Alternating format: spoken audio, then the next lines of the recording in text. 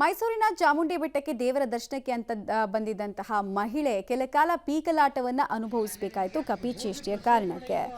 ಮಹಿಳೆಯ ಪರ್ಸನ್ನ ಕೋತಿ ಕಿತ್ಕೊಂಡು ಕೆಲಕಾಲ ಆಟ ಆಡಿಸಿದ ಘಟನೆ ನಡೆದಿದೆ. ಚಾಮುಂಡಿ ತಾಯಿಯ ದರ್ಶನಕ್ಕೆ ಹಾಸನದಿಂದ ಬಂದ ಕುಟುಂಬದಲ್ಲಿ ಮಹಿಳೆ ಇದ್ರು. ಬೆಟ್ಟದ ಪಾದದ ಮೂಲಕ ದೇವಿ ದರ್ಶನಕ್ಕೆ ಹೋಗುವಾಗ ಘಟನೆ ಆಗಿದೆ.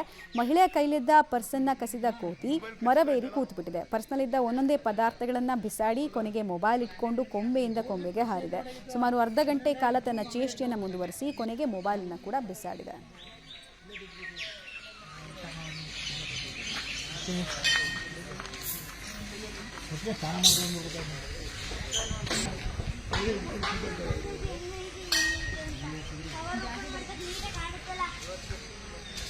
ಚೆನ್ನಾಗೈತಲ್ಲ ಹಿಂಗಡೆ